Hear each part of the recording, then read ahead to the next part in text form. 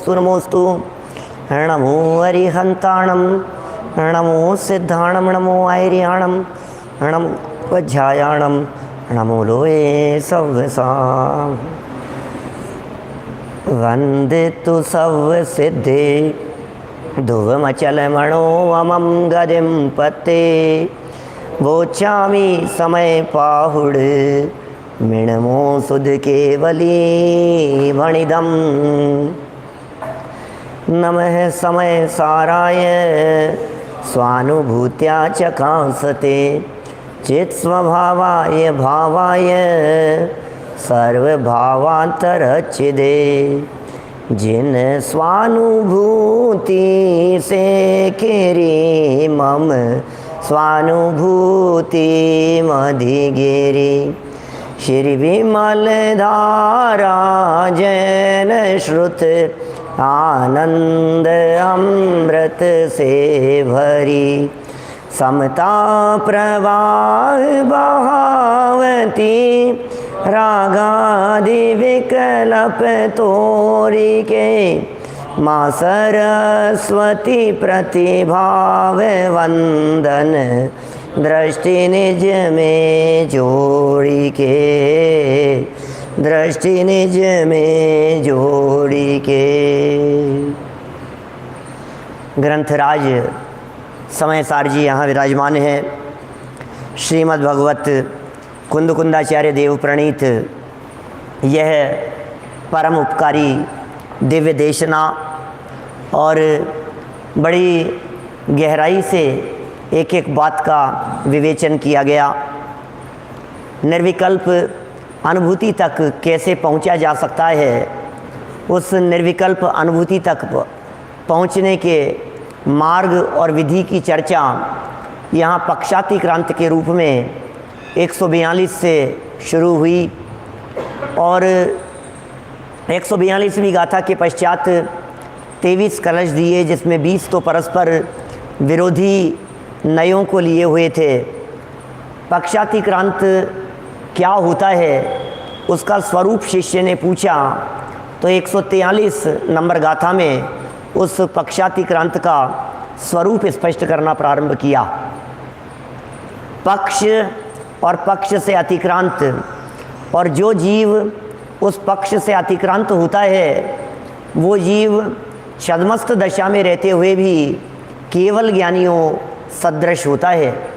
माने कितनी बड़ी बात यहाँ कुंदकुंदाचार्य अमृतचंद्र स्वामी कह रहे हैं। हम आप जैसे साधारण लोग भी साक्षात भगवान के समान, केवल ज्ञानियों के समान, अरहंत सिद्ध परमात्माओं के समान ये बातें गले नहीं उतरती है किसी को।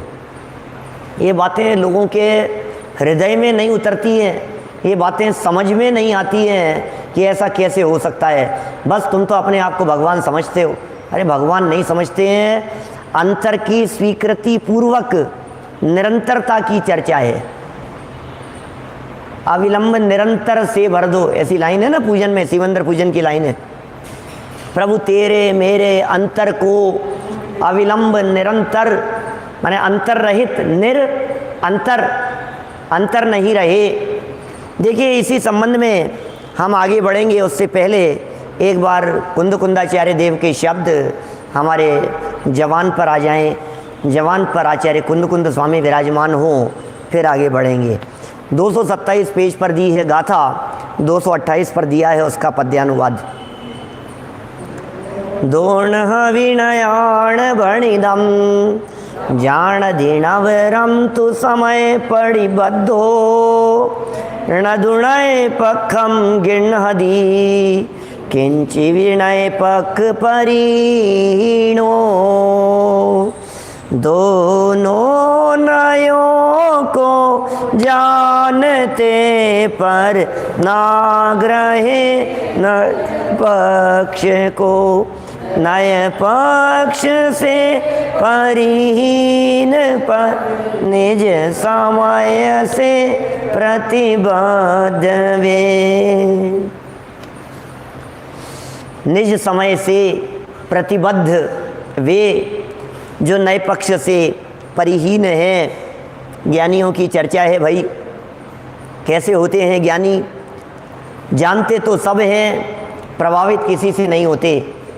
सकल ज्ञेय ज्ञायक तदपि निजानंद रसलीन, सबको जान करके भी सबसे अप्रभावित रहने की कला ये जिनके पास में है वे तो हैं केवल ज्ञानी।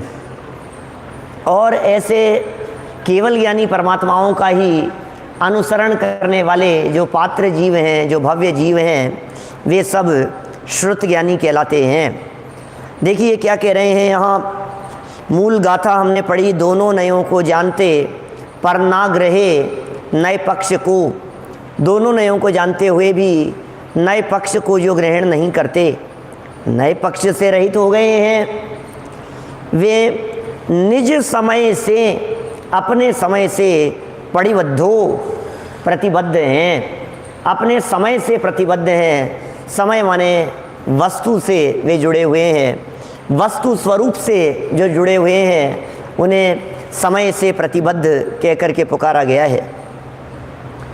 नए पक्ष से रहित जीव समय से प्रतिबद्ध होता हुआ, चित स्वरूप आत्मा का अनुभव करता हुआ दोनों ही नयों के कथनों को मात्र जानता ही है, किंतु नए पक्ष को किंचित मात्र भी ग्रहण नहीं करता। कल हमने केवल ज्ञानियों का स्वरूप यहाँ पढ़ा था, केवल ज्ञानी कैसे होते हैं।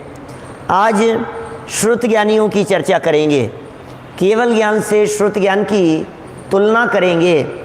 पहले केवल ज्ञानियों का जो स्वरूप कल बतलाया था उसी बात को एक बार पुनः पढ़ लेते हैं, जिससे वो बातें थोड़ी और स्पष्ट हो जाए।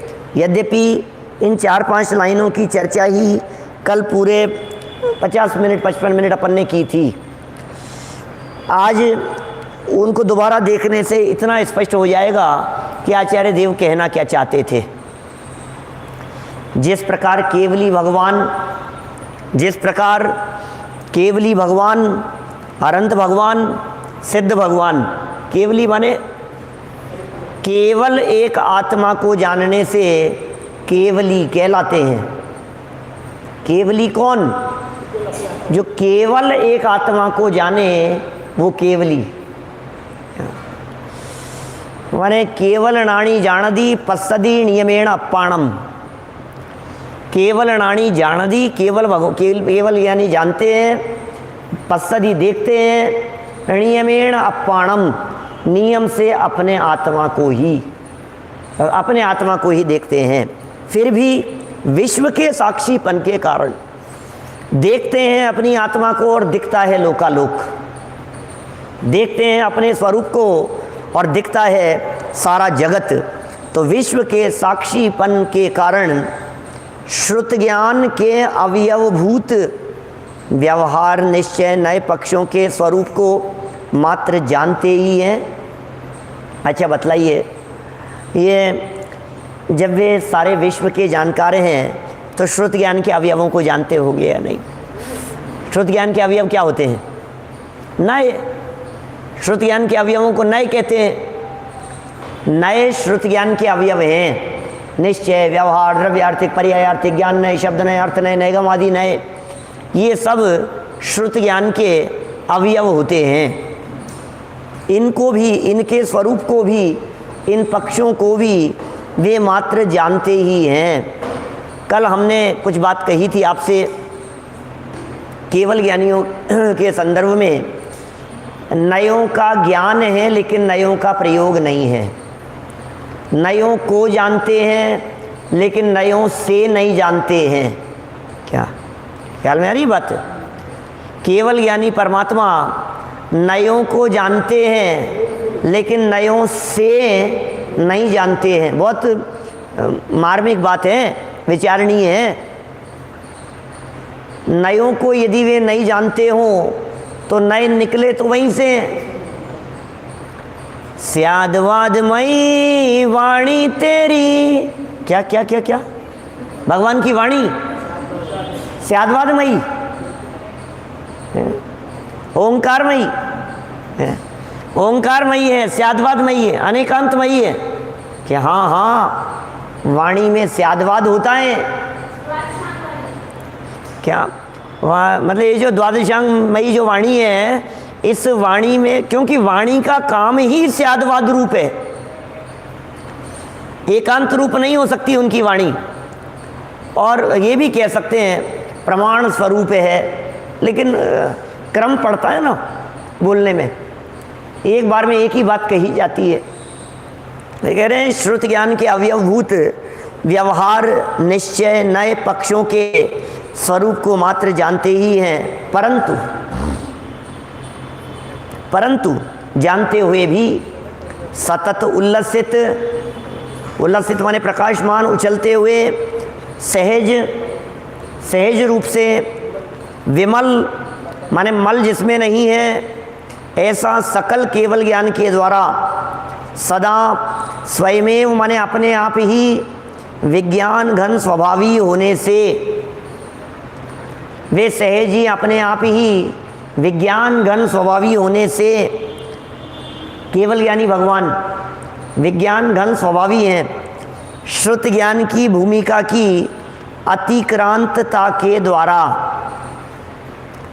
श्रुत ज्ञान की भूमिका की अतिक्रांतता के द्वारा, अर्थात श्रुत ज्ञान की भूमिका को पार कर चुकने के कारण अनंत भगवान ये पार कर चुके हैं। मतलब अब उनके श्रुत ज्ञान नहीं है, अब श्रुत ज्ञान वाला लेवल उनका नहीं है, अब श्रुत ज्ञान वाली बातें उनके ज्ञान में नहीं है, अब वो चर्चाएं नहीं है, अब उस चीज़ को पार कर गए हैं वो, अब वे उस सीमा में नहीं आते। जैसे अनमैरिड लोग शादी हो जाने के बाद में है ना बैचलर की सीमा में नहीं आते, क्या तो पार हो गए ना अब उससे, अब आपकी यहाँ वो नहीं है। माने कॉलेज में पढ़ने वाले जब वहाँ से निकल गए हों, कॉलेज पार कर गए हों, तो अब वे स्टूडेंट्स की श्रेणी में नहीं आते। रहे थे कभी स्टूडेंट, अब वे स्टूडेंट नहीं हैं। सब जगह पर लागू करेंगे आप इसी तरह की बात को कि उसकी सीमा का उल्लंघन कर दिया, अब दोबारा वो नहीं हो सकते, क्योंकि वो पार हो गए हैं। जो 10th पार हो गए हैं वो दोबारा 10th का एग्ज़ाम नहीं दे सकते, ठीक है ना। जो ग्रेजुएट हो चुके हैं अब वे दोबारा ग्रेजुएट नहीं हो सकते, क्योंकि उस सीमा को, उस मर्यादा को उन्होंने उल्लंघन कर दिया। अब अनंत काल में भी वे केवल ज्ञानी कभी श्रुत ज्ञान के माध्यम से नहीं जानेंगे। इस तरह श्रुत ज्ञान की भूमिका को पार कर चुकने के कारण समस्त नए पक्ष के परिग्रहण से दूर होने से, कल हमने दूर का अर्थ भी किया था आपके बीच में, समस्त नए पक्ष के परिग्रहण से दूर माने, नए पक्ष के परिग्रहण से दूर माने अब अनंत भगवान के नए संबंधी विकल्प नहीं हैं, ये है दूर। और वो विकल्प बहुत पीछे छूट गए हैं, इसका नाम है दूरी। ये विकल्प बहुत पीछे छूट गए हैं। ये विकल्प 6ठे 7वें गुणस्थान की भूमिका में, मुनि भूमिका में थे, श्रेणी चढ़ने के पहले थे, और अब तो ये 13वें गुणस्थान में आ गए हैं। वो तो बहुत पीछे छूट गया भाई। क्या माने समझ लीजिए आप, माननीय नरेंद्र मोदी जी साहब का MLA पना, क्या तो बहुत पीछे छूट गया। क्या बात कर रहे हो आप, क्या तो बहुत आगे बढ़ गए अब तो। ये तो जब MLA थे उस समय, क्या उस समय ये स्थिति थी, और अब तो प्रधानमंत्री हो गए हैं। तो ऐसे ही ये अब तो प्रधान हो गए हैं। कौन? अरहंत भगवान, सिद्ध भगवान, ये तो प्रधान हो गए हैं। उसी प्रकार अब देखो, अब ये नए पक्ष को ग्रहण नहीं करते। कौन? अनंत भगवान। अब श्रुत ज्ञानी भी नए पक्ष को ग्रहण नहीं करता, ये बात यहां सिद्ध कर रहे हैं। अनंत भगवान नए पक्ष को ग्रहण नहीं करते। ध्यान दीजिएगा क्या कह रहे हैं। अनंत भगवान नए पक्ष को ग्रहण नहीं करते, और उसी प्रकार श्रुत ज्ञानी भी नए पक्ष को ग्रहण नहीं करते। इसलिए केवल ज्ञानी और श्रुत ज्ञानी दोनों ही समान हैं। कैसी बात कर रहे हो साहब? श्रुत ज्ञान में तो नए होंगे, श्रुत ज्ञान कैसे ग्रहण नहीं करता है? ऐसा कैसे होगा कि श्रुति ज्ञानी ग्रहण नहीं करें? वही तो गजब की बात है, वही तो देखने की बात है। यहाँ श्रुति ज्ञानी को अनुभव के काल में नयातीत कहा है। देखिए, देखो क्या कह रहे हैं, जरा देखिए भाव क्या है। उसी प्रकार जो श्रुत ज्ञानी आत्मा, उसी प्रकार जो श्रुत ज्ञानी आत्मा तत्संबंधी क्षयोपशम से, जो श्रुत ज्ञानी आत्मा तत्संबंधी क्षयोपशम से, जो श्रुत ज्ञानी आत्मा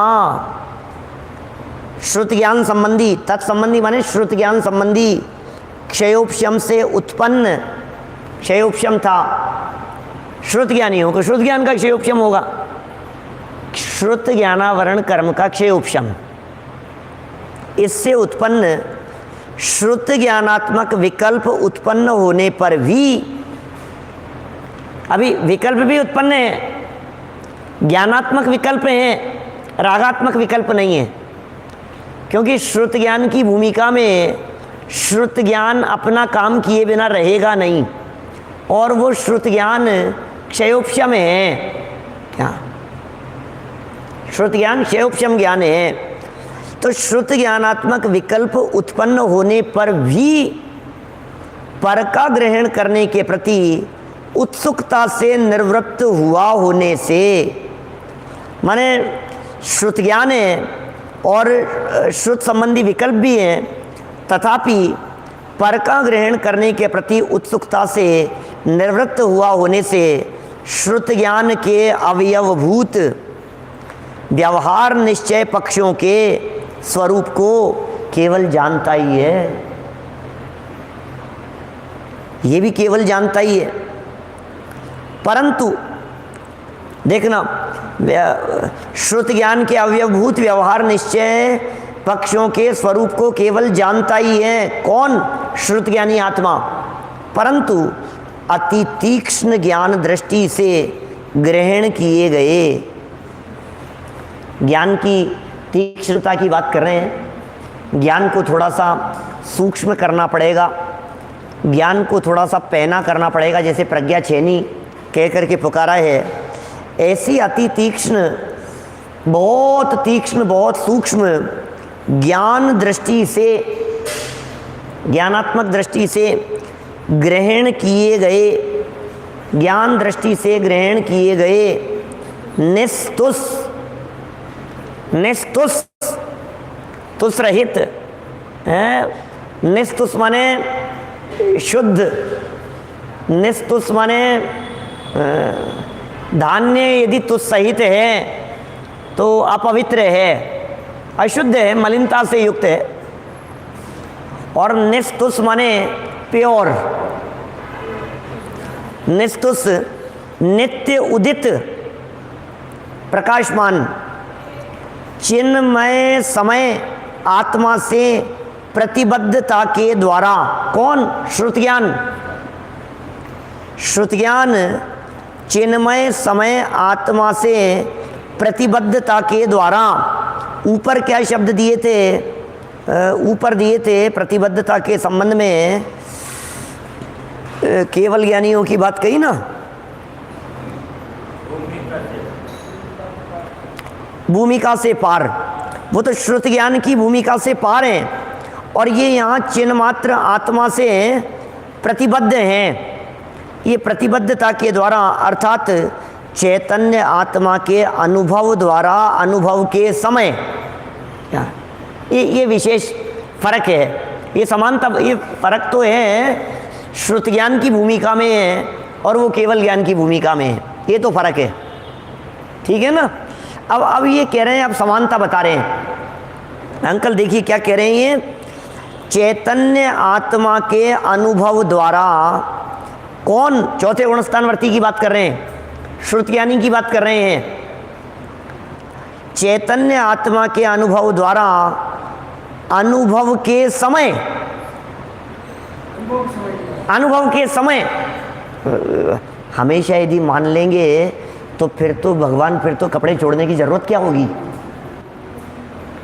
हमेशा यदि मान लेंगे तो फिर साधु कैसे बनेगा, फिर मुनि कैसे होगा, फिर भगवान कैसे बनेगा? फिर तो बराबर ही है। फिर तो अपनी भी प्रतिमा बना दो, वेदी पे लगा दो, बगल में बिठा दो। लेकिन ये कह रहे हैं अनुभव के द्वारा, अनुभव के समय स्वयमेव विज्ञान घन होने से, अभी ये जो विज्ञान स्वयमेव विज्ञान घन होने से, इसके पहले शब्द दिया है अनुभव के समय स्वयमेव विज्ञान घन होने से। थोड़ा पकड़ना, समय विषय को पकड़ने की चेष्टा करना। बात थोड़ी सी सूक्ष्म है, लेकिन ना समझ में आए ऐसी नहीं है। जितेंद्र जी साहब, ये अनुभव के समय स्वयमेव विज्ञान घन, ऊपर भी लिखा था स्वयमेव विज्ञान घन, तीसरी लाइन में, केवल ज्ञानियों की लाइन से मिला के देखो क्या लिखा है। तीसरी लाइन में देखो क्या लिख रहे हैं, वो सदा स्वयमेव विज्ञान घन, सदा स्वयमेव विज्ञान घन। और यहाँ श्रुतिज्ञानी कैसा है? सदा स्वयमेव विज्ञान घन नहीं, अनुभव के समय स्वयमेव विज्ञान घन। क्या क्या फर्क पड़ा, क्या देखा आप लोगों ने, क्या ख्याल में आई बात? माने केवल ज्ञानी भगवान तो, अरहंत भगवान तो सदा काल विज्ञान घन स्वरूप हैं, स्वयमेव ही। वो तो परमानेंट विज्ञान घन स्वभाव भूत हैं। क्या? तदात्वे स्वयमेव विज्ञान घन भूतत्वात्, है ना, ऐसा लिखा है ऊपर। और यहाँ लिखे अनुभव के समय स्वयमेव विज्ञान घन होने से, इसका मतलब अनुभव के काल में ये भी विज्ञान घन हो गया, और वो बिना अनुभव, मतलब वो भी अनुभव के काल में सदा ही है। इसलिए अनंत भगवान भी विज्ञान घन, और चौथे गुणस्थान वाला भी विज्ञान घन, चौथे पांचवें गुणस्थान वाला भी विज्ञान घन होने से श्रुत ज्ञानात्मक। अब ये विज्ञान घन हुआ तो क्या हुआ विज्ञान घन होने से? बोले श्रुत ज्ञानात्मक समस्त अंतर्जल्प रूप तथा बहिर्जल्प रूप विकल्पों की भूमिका की अतिक्रांतता द्वारा, ऊपर जो दिया था ना, ऊपर भी कहा था समस्त विकल्पों की भूमिका को पार कर चुकने के कारण श्रुत ज्ञान की भूमिका की अतिक्रांतता, ऊपर श्रुत ज्ञान की भूमिका की अतिक्रांतता कही थी, और यहाँ विकल्पों की भूमिका की अतिक्रांतता कह रहे हैं। दोनों पैराग्राफ को आपको ऊपर नीचे परस्पर तुलनात्मक देखना पड़ेगा, तो कुछ भाव वासन हो पाएगा कि ये कहना क्या चाह रहे हैं। ऊपर इन्होंने लिखा श्रुत ज्ञान की भूमिका को पार कर दिया, श्रुत ज्ञान की भूमिका से अतिक्रांत हो गए। तो बोले वो तो श्रुत ज्ञान की भूमिका से अतिक्रांत हो गए, श्रुत ज्ञानी थोड़ी ना श्रुत ज्ञान की भूमिका से अतिक्रांत है। श्रुत ज्ञानी श्रुत ज्ञान की भूमिका से अतिक्रांत तो नहीं है, लेकिन श्रुत ज्ञान में उठने वाले जो संकल्प विकल्प थे उनकी भूमिका से ये भी ऊपर उठ गया है। अनुभव के समय, अनुभव के समय क्या, अनुभव के समय श्रुत ज्ञानी भी उस भूमिका से अतिक्रांत हो गया। क्या? जैसे मैं आपको कहूँ, ऐसा समझिए, अंतर्जल बहिर्जल भी समझाता हूँ आपको। पहले ऐसा समझिए, एक व्यक्ति ने लड्डू पेड़े खा करके पेट भरा, और एक व्यक्ति ने रूखी सूखी रोटी खा करके पेट भरा। क्या? अब पेट भरने की दृष्टि से तो दोनों समान हो गए। क्या भाई, एक व्यक्ति ने क्या खाया, ऐसा समझिए, अभी ऐसे दो व्यक्ति कहाँ से लाएंगे अपन, लेकिन ऐसा मान लीजिए अष्टमी चतुर्दशी का दिन है और एक व्यक्ति हरी खाता है, तो उसने खूब हरी खाई, फल फूल खाए, सब्जियां खाई, जो भी है ना, हरी सब्जियां, आम, केला, जूस सब लिया उसने। और जो दूसरा व्यक्ति था, वो दूसरा व्यक्ति हरी नहीं खाता था। अब कोई सब्जी सब हरी बनी थी, अब क्या करें, तो उसने बेचारे ने नमक के साथ में रोटी खाई। क्या? दाल बनी थी तो उसमें टमाटर डल गए थे। तो अब ये जो है ना, अब ये क्या करेगा, अब इसने जैसे तैसे करके नमक के साथ में चिपका करके इसने रोटी खाई। जैसे आप पेट नहीं भरा होगा आपका, नहीं भर गया। दोनों का पेट भर गया। अब दोनों के पेट भरने की दृष्टि से दोनों समान हैं और उसके विषय की दृष्टि से वे दोनों असमान हैं। अभी केवल ज्ञानी हो चाहे श्रुत ज्ञानी हो, क्या दोनों ही के पेट में जगह नहीं है? क्या माने निर्विकल्पता की दृष्टि से देखा जाए तो उनके भी विकल्प नहीं है और इनके भी विकल्प नहीं है, लेकिन वो जिन विकल्पों से पार हुए हैं वो सदा काल संपूर्ण विकल्पों से पार हो गए हैं और ये टेम्परेरी विकल्पों से पार हुआ है। जिस काल में माने किसी पर्टिकुलर टाइम फ्रेम की बात कर रहे हैं, उस टाइम फ्रेम में ये समान है। जब निर्जरा वाला प्रकरण दिया जाता है और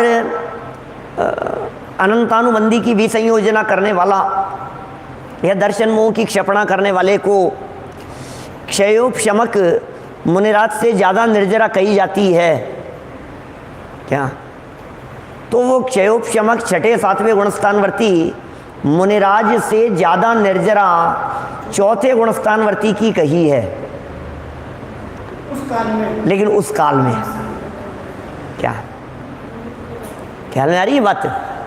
सिर्फ उस काल में 9वें अध्याय का 45वां सूत्र, माने सदा काल नहीं, उनके तो छठे सातवें गुणस्थान की भूमिका में सतत निर्जराएं और इस पंचम गुणस्थानवर्ती या चतुर्थ गुणस्थानवर्ती की भूमिका में मात्र एक अंतर्मूर्त के काल में वैसी निर्जराएं है। चलिए और बात कहें आपसे, रत्नकरण श्रावकाचार्य में सदा सुखदास जी ने ऐसा प्रयोग किया, दिग्व्रत देश व्रत का पालन करने वाला श्रावक उस दिग्व्रत और देश व्रत के पालन करने के काल में, क्या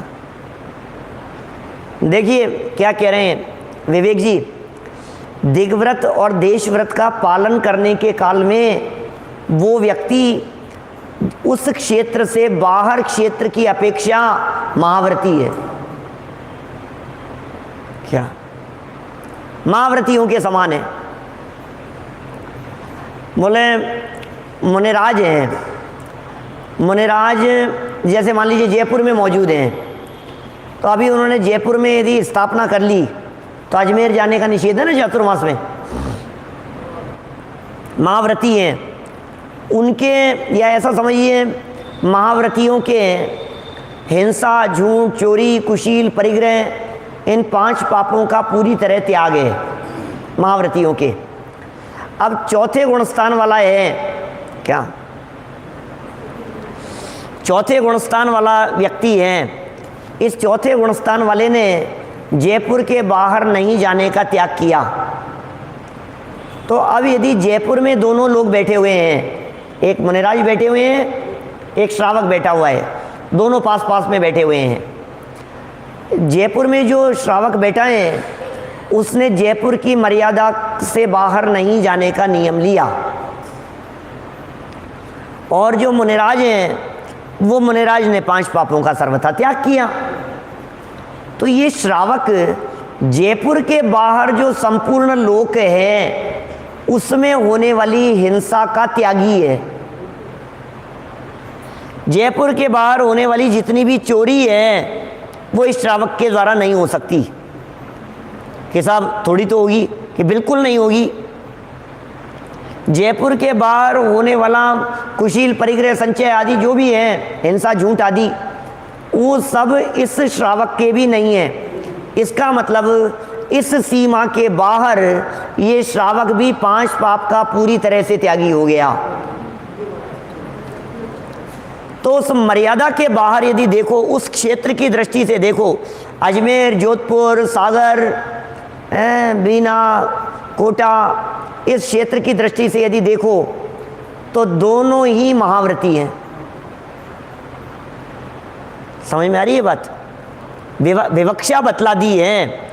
ऐसे ही ये कह रहे हैं श्रुत ज्ञान की भूमिका का सदा काल के लिए उल्लंघन कर देने वाले अनंत भगवान, क्या एक तो अनंत भगवान सदा काल ही मुक्त हो गए, अब दूसरा व्यक्ति है वो श्रुत ज्ञानी है, ये सदा काल के लिए मुक्त नहीं है। क्या तो ये कब मुक्त है? बोले जिस समय निर्विकल्प अनुभव में डूबा हुआ है उस समय ये जीव मुक्त है। क्या?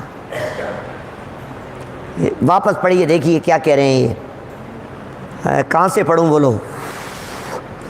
अर्थात वाली लाइन पढ़ो, अर्थात के बाद। अर्थात चैतन्य आत्मा के अनुभव द्वारा, माने अनुभव तो अपना ही करना है, अनुभव तो अपने आत्मा का ही करना है। चैतन्य आत्मा के अनुभव द्वारा, अनुभव तो अब अनुभव द्वारा, अनुभव के समय, अनुभव के द्वारा और अनुभव के समय स्वयमेव विज्ञान घन होने से श्रुत ज्ञानात्मक समस्त अंतर्जल्प रूप और बहिर्जल्प रूप विकल्पों की भूमिका की अतिक्रांतता द्वारा समस्त नए पक्ष के ग्रहण से दूर हुआ होने से अंतर्जल्प और बहिर्जल्प रूप विकल्प, अंतर्जल्प कहते हैं आंतरिक विकल्प, बहिर्जल्प कहते हैं बाहरी विकल्प। क्या? जैसे समझिए आप पंच परमेष्ठियों संबंधी विकल्प उठ रहे थे, ये बहिर्जल्प है। और पंच परमेष्ठियों संबंधी विकल्पों से उठकर और थोड़े से भीतर में चले गए, अब आत्मा के संबंध में विकल्प उठ रहे हैं, यह अंतर्जल्प है। और इनको दूसरे प्रकार से और थोड़ा सा अलग एंगल से बात करें तो जो शब्दात्मक रूप से आत्मा संबंधी चर्चा चल रही है ये बहिर्जल्प हैं, और अंतर में ही धारा प्रवाह रूप से मैं आत्मा हूँ, त्रिकाली ध्रुव गायक भगवान आत्मा हूँ, बोल नहीं रहे हैं, होठ नहीं हिल रहे हैं। गायक भगवान आत्मा के संबंध में जो विकल्प की धारा बह रही है मन में ही चल रही है, और वो मन में भी इतनी सूक्ष्म चल रही है कि वो पकड़ में नहीं आ रही है। लेकिन अभी निर्विकल्पता नहीं हुई है। निर्विकल्पता के जस्ट पहले वाला आत्म तत्व के संबंध में चलने वाला विकल्प, क्या समझ में आ रही है क्या बात? क्या वापस देखो क्या कह रहे हैं। श्रुत ज्ञानात्मक समस्त अंतर्जल्प, जल्प माने है तरंगे, जल्प माने क्या है? विकल्प तरंगे। और सूक्ष्म विकल्प तरंगे जो अंतर में चल रही है उन्हें अंतर्जल्प कहा जाता है। जो विकल्प की तरंगे अंतर में चल रही है सूक्ष्म रीति से, उन्हें अंतर्जल्प कह करके पुकारा जाता है। और बहिर्जल्प शब्दात्मक, जैसे ये होता है ना, क्या बोलते हैं अपन, वो करते हैं जाप करते हैं किसी चीज़ का, तो अब जाप करते समय मुंह से बोलना, जाप करते समय ये चल रहा है, ये तो बहुत ही बाहर हो गया, हाथ में माला चल रही है, अब ये छूट गई और अब जबान से बोल रहे हैं, तो बोले ये जबान से बोल रहे हैं, ये भी बाहर छूट गया, अब होठ हिल रहे हैं, ये भी बहिर्जल्प है, ठीक है ना। अब ये बहिर्जल्प, और अब इसके होने पर अंतर में अब ये होठ हिलना भी बंद हो गया, तो बहिर्जल्प रुक गए और अंदर में वो जाप चल रहा है ज्ञान में, अरिहंत सिद्ध भगवान चल रहे हैं, वो अंतर्जल्प। बोले बहिर्जल्प तो रुकेंगे ही, अंतर में चलने वाले जल्प भी जब रुक जावे क्या, तो निर्विकल्प आत्मा की अनुभूति होती है। क्या हूँ परमात्मा छूँ, मैं आत्मा हूँ, अहम इक्को खलु शुद्धो, मैं यह आत्म तत्व, मैं यह प्रत्यक्ष अखंड अनंत चिन्मात्र ज्योति आत्मा, अनादि अनंत नित्य उदय रूप विज्ञान घन स्वभाव भाव वाला हूँ। ये सब क्या चल रहा है? ये बहिर्जल्प है। अब मुंह से बोलना बंद कर दिया, अब मुंह से बोलना बंद कर दिया, जबान नहीं हिल रही है, होठ नहीं हिल रहे हैं, और अंदर में अब मैं कैसे बतलाऊँ वो अंदर की बात को, मुझे तो बोल के ही बताना पड़ेगा मैंने, क्योंकि अब मैं, लेकिन आप बिना बोले, दिनेश जी सिंघई साहब, आप बिना बोले अंदर में चलो, अभी अखंड अनादि अनंत, अनादि अनंत हूँ मैं। अब ये जो अनादि अनंत चल रहा है, ज्ञान स्वभावी हूँ, बिना शब्दों के, बिना वचनों के, बिना होठ और बिना जबान हिले हुए, ये इसका नाम है अंतर्जल्प। माने आप फीलिंग में जब आपके ये बात चल रही है, अनंत गुणों का अखंड पिंड हूँ, अब उसको अनंत गुणों के अखंड पिंड को सोच रहे हो आप, अखंड पिंड वाली बात सोच रहे हो, ज्ञान स्वभावी सोच रहे हो मन में, ये अंतर्जल्प। और ये अंतर्जल्प और बहिर्जल्प रूप विकल्पों की भूमिका की अतिक्रांतता, माने इस भूमिका को भी क्रॉस कर दिया। इस देखिए, सांगानेर जाते समय आप जौहरी बाजार क्रॉस करेंगे, यहाँ से जाते समय सांगानेरी गेट, अजमेरी गेट है, JLN मार्ग, ये सब क्रॉस करते हुए जाएंगे ना, ये सब क्रॉस करते हुए आगे जाएंगे। तो इसका मतलब इस मार्ग पर चल रहे हैं, इसका मतलब मंजिल तक पहुंचने की तैयारी चल रही है। और मंजिल तक पहुंचने के पहले ये रास्ते में ये सारी आएंगे ये सब चीज़ें। इसी तरह से श्रुत ज्ञान की अतिक्रांतता के पूर्व जो विकल्प अंतर में चल रहे थे और उससे पहले जो विकल्प बाहर में चल रहे थे, वो सब पार करने हैं, अभी उस भूमिका को पार करना है। ऐसी अतिक्रांतता के द्वारा पार हो जाने पर अनुभव के काल में, ये ऊपर वाली लाइन में कहा था, अनुभव के समय समस्त नए पक्ष के ग्रहण से दूर हुआ होने से, अब नए पक्ष के ग्रहण से दूर हुआ होने से किसी भी नए पक्ष को ग्रहण नहीं करता हुआ, किसी भी नए पक्ष को ग्रहण नहीं करता हुआ, अभी ये समझना, तो फिर साहब नए नहीं पढ़ने हैं ना, किसी भी नए पक्ष को ग्रहण नहीं करना है ना, नयों के माध्यम से जानना, फिर जान करके किसी का पक्ष ग्रहण नहीं करना। नए नहीं होंगे तो वस्तु स्वरूप को जानेगा कैसे, नए नहीं होंगे तो विविध एंगल से वस्तु का निर्णय कैसे करेगा। कि नहीं साहब बच्ची की शादी करनी है, विकल्प बहुत चल रहे हैं, क्या करें, बोले सब विकल्प तोड़ दो। कि सब विकल्प तोड़ दें तो क्या करें, फिर कैसे होगा, कि पहले विकल्प करो और विकल्पों में निर्णय करो, और विकल्पों में निर्णय करने के बाद में उन समस्त विकल्पों को तोड़ दो। क्या समझ में आ रही है बात? आप समस्त विकल्प भी होंगे और वे सारे विकल्प टूटेंगे भी, विकल्प भी होंगे और विकल्प टूटेंगे भी। ख्याल में आ रही है बात? अभी विकल्प ना होवे और कहो कि साहब विकल्प टूट गए, तो टूटने के पहले होने तो चाहिए, उस भूमिका की अतिक्रांतता के लिए भूमिका तो चाहिए। जिस भूमिका से पार जाना है उस भूमिका में तो आना पड़ेगा। अरे नदी पार जाने के लिए नदी में तो रहना पड़ेगा।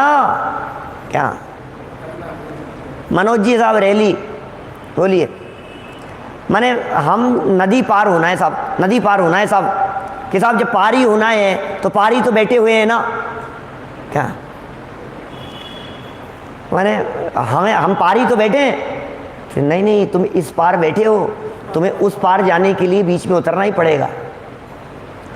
अभी आपको नए संबंधी विकल्प नहीं है, इसका मतलब आपको वस्तु स्वरूप की समझ नहीं है। तो पहले वस्तु स्वरूप की समझ के लिए नए ज्ञान पूर्वक आपको आत्मगंगा में उतरना ही पड़ेगा, और आत्मगंगा में उतरकर फिर क्या करना पड़ेगा, आत्मा अलग अलग नयों से ऐसा ऐसा ऐसा है सब जाना, फिर क्या करें, बोले अब इन सारे विकल्पों को तोड़कर टूटकर अब तो आत्मा का अनुभव करो। क्या ख्याल में आ रही है बात? जरा देखिए क्या कह रहे हैं। समस्त अंतर्जल्प तथा बहिर्जल्प रूप विकल्पों की भूमिका की अतिक्रांतता द्वारा, अभी पक्षातिक्रांत की विधि नहीं बतला रहे हैं यहाँ इस गाथा में, इस गाथा की टीका में पक्षातिक्रांत होता क्या है वो बतला रहे हैं। हाँ, अभी तो सिर्फ तुलना बतला रहे हैं कि ये कैसा श्रुत ज्ञानी केवल ज्ञानी के जैसा हो गया, किस काल में और कैसा हो गया। अभी अगली गाथा में जब चर्चा करेंगे 144 नंबर गाथा में, तो फिर पक्षातिक्रांत की विधि बताएंगे। फिर पक्षातिक्रांत का मार्ग बतलाएंगे। आएगी कल तक, नहीं परसों आएगी चर्चा, कल भी आ सकती है। माने वो फिर ये बतलाएंगे कि ये पक्षातिक्रांत कैसे होवे, हमें पक्षातिक्रांत होने के लिए किस प्रोसेस से, किस विधि से गुजरना पड़ेगा, ये बात बतलाएंगे। देखिए ये सब विकल्पात्मक भूमिका में सब ज्ञानियों के चलते हैं। नित्य है, अनित्य है, ध्रुव है, अविनाशी है, अखंड है, अभेद है, अनादि अनंत है, परम पारिणामिक भाव स्वरूप है, ज्ञायक भाव रूप है, एक रूप है, अपरिवर्तनशील है, ये सब बातें चलती है। चौथे गुण स्थान वाले के चलेगी, तीर्थंकरों के गृहस्थ दशा में, मुनिराजों के निम्न भूमिका में, ये सब चलेंगे। तो अंतर्जल्प तथा बहिर्जल्प रूप विकल्पों की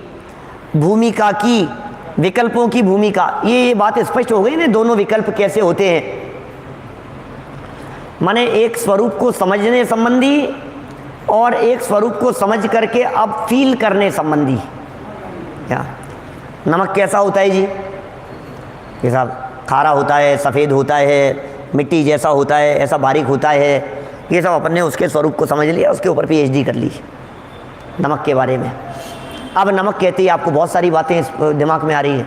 नमक कहती है आपको क्या दिख रहा है? सफ़ेद सफ़ेद दिख रहा है ना, ऐसे किसी बर्नी में रखा हुआ, किसी डब्बे में रखा हुआ है, किसी जगह पर रखा हुआ, हमारे को नमक दिख रहा है, थाली में रखा हुआ, प्लेट में रखा हुआ, ये नमक दिख रहा है हमारे को। अब ये जो नमक दिख रहा है, रसगुल्ला दिख रहा है ऐसा मान लो, क्या जितेंद्र जी साहब, रसगुल्ला करना देखना हो तो रसगुल्ला देख लो। अब ये सब जब हमने देखा तो ज्ञान में जब तक वो विस्तार दिख रहा था तब तो बहिर्जल्प है, और विस्तार को छोड़ करके अब डायरेक्ट अब अच्छा और दूसरे तरह से समझो। देखो नए एग्जाम्पल से समझाता हूँ आपको। ऐसा समझिए छोटे बच्चों को पढ़ा रहे हैं तो उसको समझ लो कोई भी अक्षर पढ़ाना है, सिखाना है। अब 4 अक्षर का वो शब्द है, 4 अक्षर का शब्द होने में वो कैसे पढ़ता है? के कमल वाला, जैसे समझ लो आप क्या पढ़ना है, कमल पढ़ना है तो क कमल वाला, माँ मछली वाला, ले लड्डू वाला, कमल कैसे पढ़ेगा वो? कैसे पढ़ेगा ना? तो उसको क कमल वाला भी दिख रहा है, माँ मछली वाला भी दिख रहा है, ले लड्डू वाला दिख रहा है। अब ये सब दिखते हुए अब ये कहने पर इतना जो विस्तार हुआ, जब आपको कमल शब्द बोला तो आपको डायरेक्ट दिखने लग गया क्या? तो जिसको अन्य अपेक्षाओं से दिख रहा था वो बहिर्जल्प है, और जिसे डायरेक्ट दिखने लगा वो अंतर्जल्प है। क्या ख्याल में आ रही है बात? अब कमल कहने पर कमल दिख रहा है आपको क्या? अब ये जो दिख रहा है ये भी अंतर्जल्प है, क्योंकि वो पर वस्तु दिखाई दे रही है। और कमल कहने पर आपको देखने वेखने की क्या ज़रूरत है? वो तो चल रही है बात फ्लो में, तो समझ में आती जा रही है क्या? ये सब अंतर्जल्प चल रहे हैं, और ये जब सारे विकल्प टूट जाते हैं तो निर्विकल्प हो जाता है।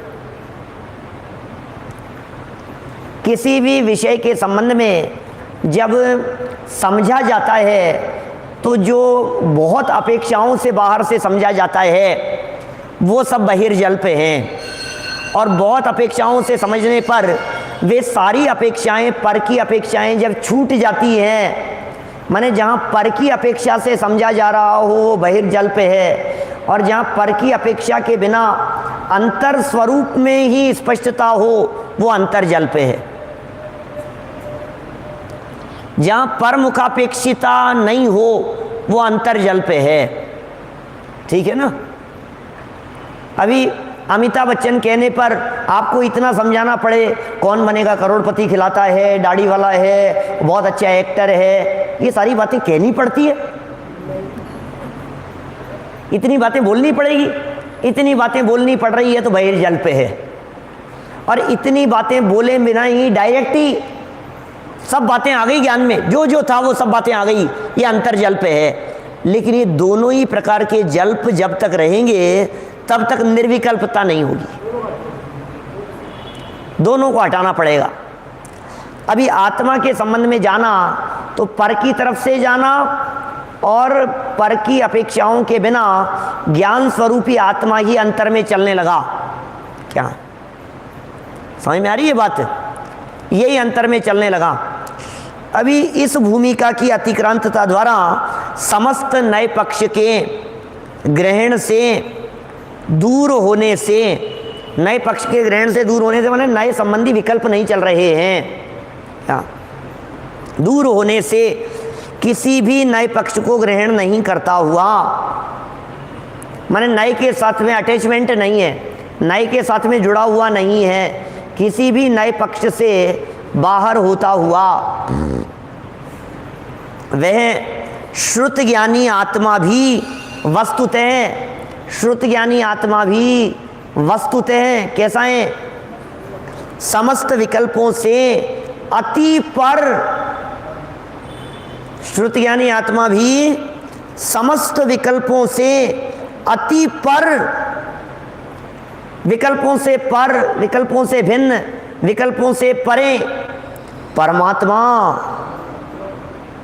ज्ञानात्मा, प्रत्यक्ष ज्योति, आत्मख्याति रूप अनुभूति मात्र समय सार है। क्या कितने शब्द दे दिए? अभी श्रुत ज्ञान की भूमिका से जब वो पार हो जाता है वो जीव, तो कैसा अनुभव करता है? श्रुत ज्ञानात्मक विकल्पों से पार हो जाने पर अभी वो गृहस्थ व्यक्ति अपने आप को विकल्पों से अति पर अनुभव कर रहा है, परमात्मा अनुभव कर रहा है अपने आप को। अभी तक परमात्मा शब्दों में कहा जा रहा था, फिर परमात्मा विकल्पों में आ रहा था। तो जब शब्दों में आ रहा था तो बहिर्जल्प चल रहे थे, जब अंतर विकल्पों में परमात्मा चल रहे थे तो अंतर्जल्प चल रहे थे, और बहिर्जल्प और अंतर्जल्प टूटकर अब वो अपने आप को परमात्मा अनुभव कर रहा है। तो परमात्मा शब्द सब प्रकार से छूट गया है। ज्ञानात्मा, ज्ञान मात्र आत्मा स्वरूप ही रह गया है वो ज्ञानात्मा।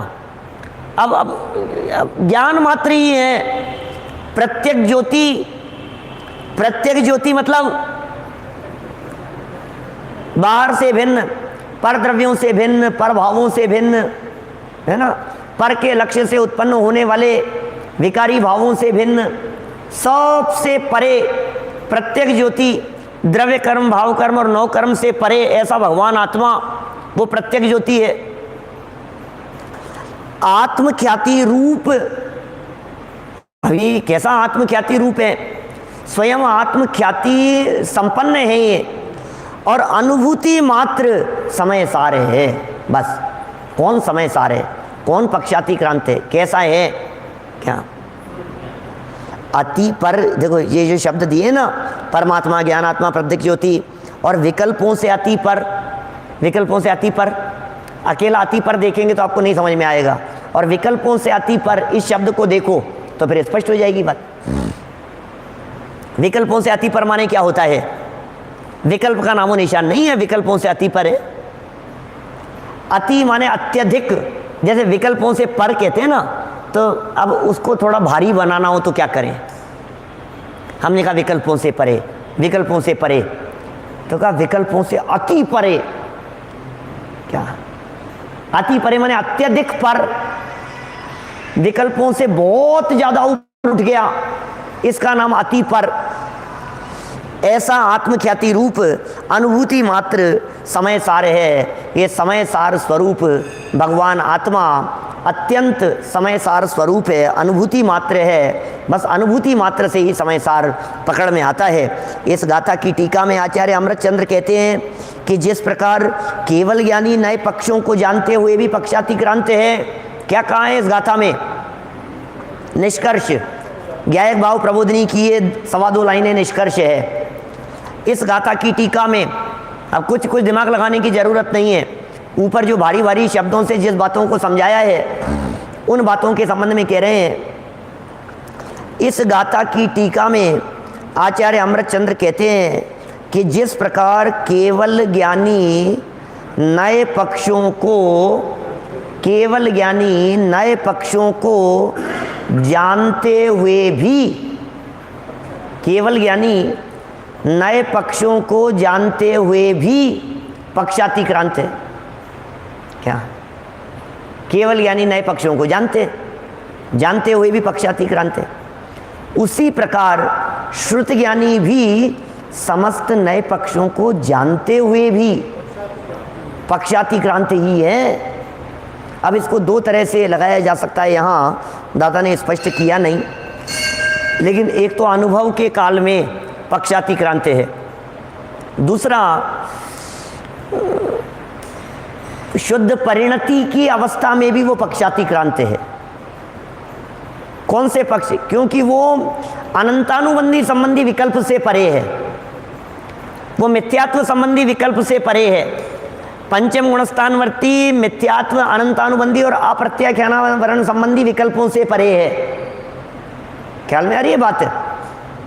इतनी मात्रा में, इतनी भूमिका में वो विज्ञान घन स्वरूप है। तो दोनों तरफा बात लगाना, यहाँ एक बात यहाँ लगाना, जिस समय वो आत्म स्वभाव में डूबा हुआ है उस समय केवल ज्ञानियों के समान है, और जिस समय मिथ्यात्व अनंतानुबंधी के अभाव स्वरूप शुद्ध परिणति चल रही है, तो मिथ्यात्व और अनंतानुबंधी का अभाव जैसा अनंत भगवान के हैं वैसा ही मिथ्यात्व और अनंतानुबंधी का अभाव ये यहाँ इस चौथे गुणस्थानवर्ती के भी वर्त रहा है। इस दृष्टि से भी दोनों समान है। माने कितने एंगल हो सकते हैं? क्या माने एक 9 कट गया है 5 9 में से, क्या इतना कर्जा उतर गया है तो बराबर हो गए ना? क्या फर्क पड़ गया है? पता है आपको, ये जो जितने आईएएस ग्रेड के लोग होते हैं, ये सब लोग आईएएस की तैयारी करने वाले, आईएएस की तैयारी करते हुए समझ लो आप जो 1-2 एग्ज़ाम पास कर चुके हैं, मेन में पहुंच गए हैं, इंटरव्यू के लेवल पर पहुंच गए हैं, उनको भी आईएएस जैसा ही सम्मान देते हैं खुद।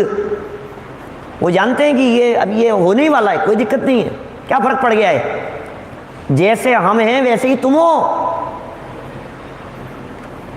माने विद्वान लोग हैं, जैसे मान लो बड़े विद्वान हैं, तो किसी विद्यार्थी विद्वान को देख करके, उसकी योग्यता को देख करके उतना ही सम्मान देते हैं कि ये अपने जैसा ही है। क्या कोई फ़र्क नहीं है? भले ही आज विद्यार्थी हो तो क्या फ़र्क पड़ता है? हम इसको आज नहीं देख रहे, हम इसको भविष्य देख करके समान देख रहे हैं। ऐसा भी तो हो सकता है ना? एक कोई ज़रूरी थोड़ी ना वर्तमान की समानता, हमें ये भविष्य में इसके समान दिखाई दे रहा है, तो भविष्यपन को गौण करके, भावी नैगम नएपन को गौण करके हमें वो समान ही दिखाई दे रहा है। ऐसा तो इस तरह से ये नए पक्ष को जानते हुए भी पक्षातिक्रांति ही है, ये बात कही गई। इसी बात को एक कलश में कहा है। फिर ये पक्षातिक्रांत होने की जो विधि और प्रक्रिया है उसकी बहुत मार्मिक चर्चा आगामी गाथा में करेंगे। अभी की बात को यहीं विराम देते हैं। निज निधि निज में बताई यह अनंत उपकार है, उसके लिए जिन वाणी माँ को वंदना शतवार है, वंदना शतवार है।